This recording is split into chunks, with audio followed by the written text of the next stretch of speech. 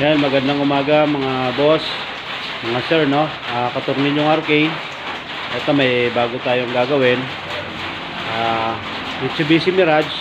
Hinila ito papunta rito sa ating gawaan. Tumirik ito doon sa may Mulawin, no? Cavite, parting Mulawin. Ito ngayon dinala sa atin. Ay dadiagnose natin kung ano ang naging problema, bakit ayaw niya mag-start. Punta tayo doon sa dashboard. Check natin. Ayan mga boss, no, meron na rin silang initial checking na ginawa rito. Ayan, nakababa yung plastic cover sa baba. Ngayon, check natin kung bakit nga ba ayaw start. Ayan, try natin, ignition on. Ayan, kompleto naman yung ilaw. Try natin start. Ayan mga katornilyo, start natin. Ayan, ganun lang ang start niya mga katornilyo, no? Isa pa. Ayaw talaga magtuloy mga katornilyo. Ngayon, yung una natin titingnan dito, mag-check muna tayo ng fuel system niya mga katornilyo. Check natin yung fuel system kung okay ba yung kanyang bigay ng fuel sa ating engine. Nako, nakaantok yan. Yan po yung ating boss mga katornilyo. Yan, si Boss Maning. Good morning. Ayan mga boss, nandito na tayo sa engine room, no? Buksan natin. Una natin, check natin tong fuses nya, relay. Pagkatapos natin dito, check natin yung fuel system, kung maganda yung pressure ng fuel system, para malaman natin kung ano yung dahilan bakit nga ba ayaw niyang umandar. Okay mga katornilyo, maghahanda muna tayo ng ating gagamitin. Ayan mga boss, no, yung una natin titingnan, itong ating fuel line. Tingnan natin itong hose na to. Yan, sikwatin lang natin para umangat, para makita natin kung mayroong lalabas na gasolina rito. Ayan. Tapos tinaas lang natin itong pula, tapos hugutin na lang natin yan. Ayan mga boss, no? Ayan. Hugot na natin yung ating fuel line. Ngayon, i-ignition on natin doon, no, kung may lalabas yung gasolina. Kukuha muna tayo ng bote mga katornilyo para hindi magkalat dito sa ating makina. Kung napapansin nyo, pagbunot pa lang natin ng fuel line, wala nang lumabas na fuel, wala nang lumabas na gasolina, no? Testingin natin siya ngayon, naka-ignition on, kung may lalabas na fuel. Okay? Ayan mga boss, gagamitan natin ito para hindi magkalat yung fuel pag on natin ng ignition. Ayan, ito lang natin lalagay mga boss, no? Yung hindi malalaglag. Ayan. Ayan mga boss, i-on ko yung ignition kung may lalabas yung fuel dyan. Ayan mga boss, naka-ignition on na. Mga katornilyo, no, pansin nyo, wala lumabas na fuel. Ibig sabihin, meron tayong problema sa ating fuel pump motor. Tatry ko i-crank mga katornilyo, no, kung magkakaroon ng gasolina to.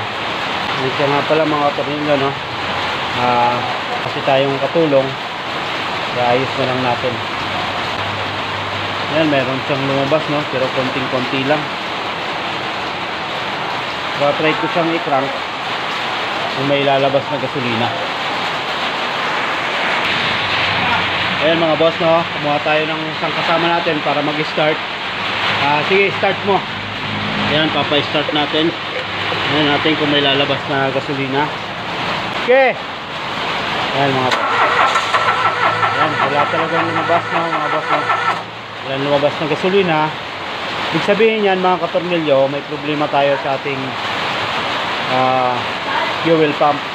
Okay, isa pa, isa pa. Ayan mga boss. Okay. Ayan mga katornilyo, no, wala talagang lumabas na gasolina. gagawin natin, magbubukas tayo dun sa likod compartment sa may upuan dahil nandun yung kanyang fuel pump. Okay? Pagka ganyan ang nangyari nga pala mga katornilyo na walang nalabas ng gasolina, ang nagiging problema niyan fuel pump or wiring connection. Yun lang mga katornilyo. Pero ito, kasi medyo modelo pa naman ito, wala naman akong nakikitang pinaggawan sa electrical harness, diretso tayo dun sa fuel pump. Okay?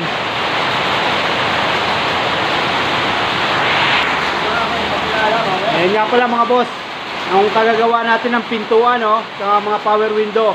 Pag may problema kayo sa power window, lahat ng sasakyan nyo, anong klase man yan, ito yung ating master power window, si Bay. Ayan mga boss, siya yung gumagawa dito ng mga pintuan, mga power door, power window.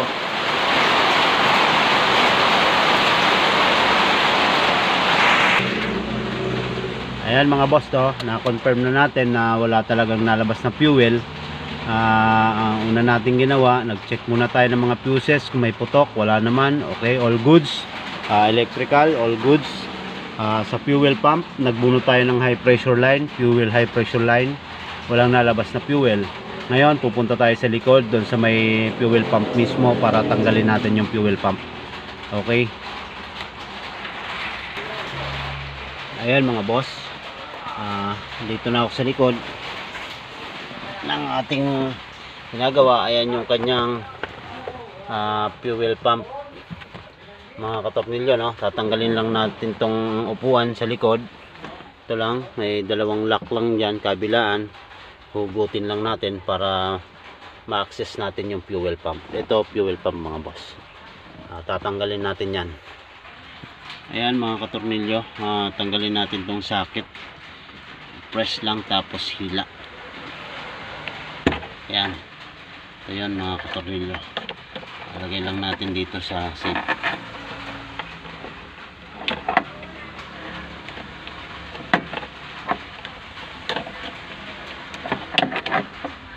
Ayan.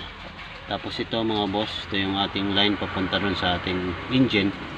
Pre-press lang din natin tong kulay orange na to sa gilid para mahila natin.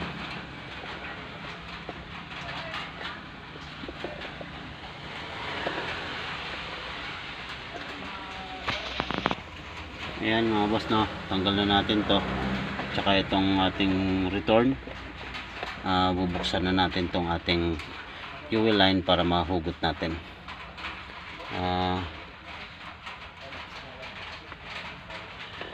Ayan mga katornilyo, mag-isa lang kasi tayo kaya hindi natin ng ayos to.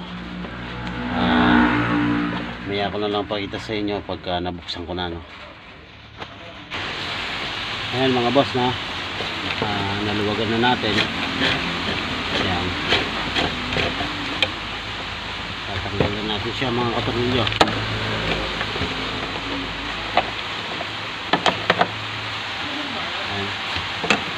Ayan, ito yung kanyang lock. Tandaan natin yung position niya mga katornilyo, hindi naman tayo malilito kasi nandito yung dalawang hose natin.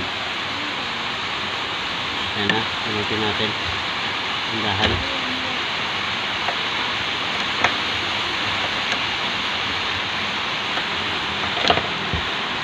Ayan, may laman pang gasolina.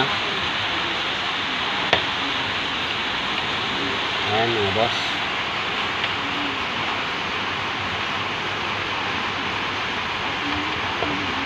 Ayan. Ito na yan mga katornilyo, ang ating fuel pump. Maraming gasolina mga katornilyo, Ayan mga katornilyo, ito na yung fuel pump, kakalas-kalasin na lang natin to mga katornilyo. Bunutin natin yung fuel pump motor. Ayan mga boss, ito na yung fuel pump ng ating Mitsubishi Mirage. Tatanggalin na lang natin yung ating fuel pump motor, nandun pa sa loob. Kakalasin natin para mapalitan. Okay mga katornilyo, keep on watching. Ayan mga boss, no, napag-iwalay na natin yung ating fuel pump. Ito yung kanyang fuel pump motor mga boss. Tingnan nyo naman yung kanyang filter. Parang ano na, marumi na rin. Ayan mga katornilyo. Ingatan lang natin yung mga o-ring nito mga katornilyo pagbalik natin, ano, para maayos yung ating paggawa. Ayan mga boss, no, nakakalas na natin yung motor. Antayin muna natin yung bibiling bago, no? Tapos kakabit natin. Sana mapandar natin mga katornilyo, no? Yun lang naman yung nakita natin problema. Kaya let's do this. Yung bago yung binakot ko. Ayan mga boss, ito na yung ating bagong pyesa, no? Fuel pump. Ayan. Morning, ito yung luma. Ito yung ating bago. Ayan, assemblein na natin siya mga boss, no? Tapos kakabit na natin mamaya. Para makita natin pag testing. Okay? Ayan mga boss, oh, mga sir, nabuo na natin. Ito na yung ating fuel pump na bago sa loob. Naikabit na natin yung socket. Ayan, dalawang socket yan. Hindi naman tayo malilito dyan kasi 3 pin yung isa 2 pin. Tapos yung mga o-ring, no, titingnan natin maigi na may salpak natin. O-ring dito sa regulator, o-ring doon sa ating fuel pump. Ngayon, sasalpak na natin to sa ating ginagawang Mitsubishi Mirage G4. Mirage. Yan po yung aking boss, si Boss. Ayan. Okay. Ayan mga boss, nabuo na natin. Sasalpak na natin dito sa tangke para magkaalaman na.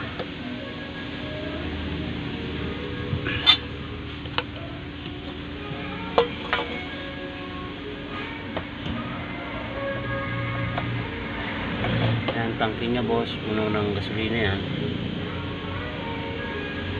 Salpak na natin to. Yan mga boss. Yan mga boss, naikabit na natin, no, yung ating fuel pump. May arrow yan, tatapat lang din natin doon sa arrow ng tangke. Yan. Kaya na mga katornilyo, no, testing tayo ngayon. Hindi ko na sa inyo masyado na ipakita, no, kasi nahirapan akong gumalaw at walang nagka-camera. Okay mga katornilyo. Ayan mga boss, no, ito na. Testingin natin kung may lalabas ng fuel pag nag-ignition on tayo. Ayan mga boss, ignition on. Ayan mga boss, may lumabas ng gasolina, no. Rinang natin. Ayan, may lumabas na. Isang crank pa mga boss, no. Ayan natin kung malalagdagan. Ayan natin ulit, dadagdagan yung ating gas. Ayan mga boss. Ayan, halos mapuno na, no. Sabihin mga boss, ano na talaga siyang ano, gasolina. Boss, pasahod nga muna. Pero parang ang dumi. Ang dumi. Ayan mga boss, to, magpapakrang tayo kay boss para ako yung hahawak dito sa harap, para makita talaga natin na may lumalabas ng gasolina. Ayan mga boss, no. Ayan, testing natin kung laman to. Okay boss, crank.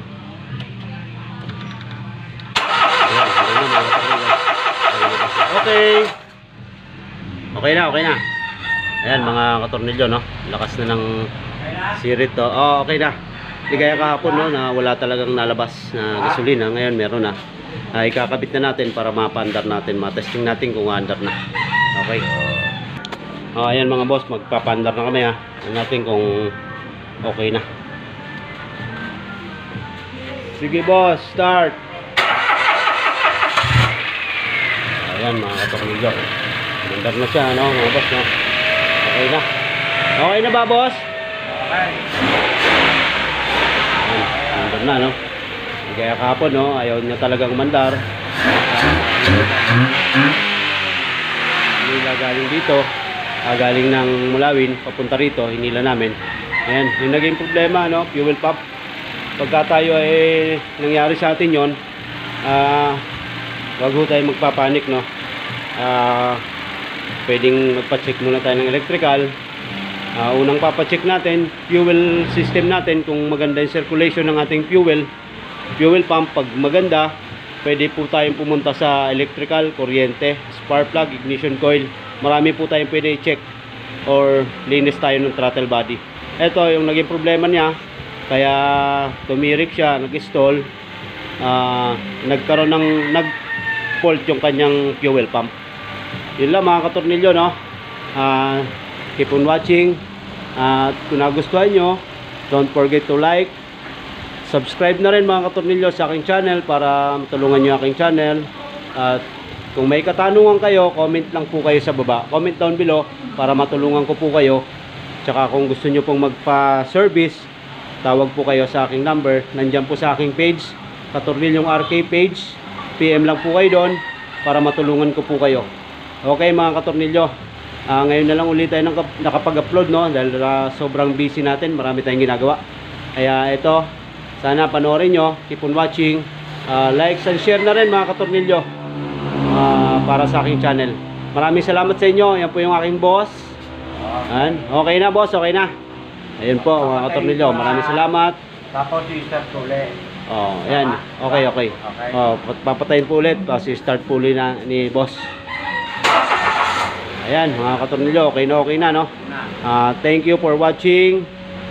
Don't forget to like, share, subscribe. Thank you very much, Katornilyong RK.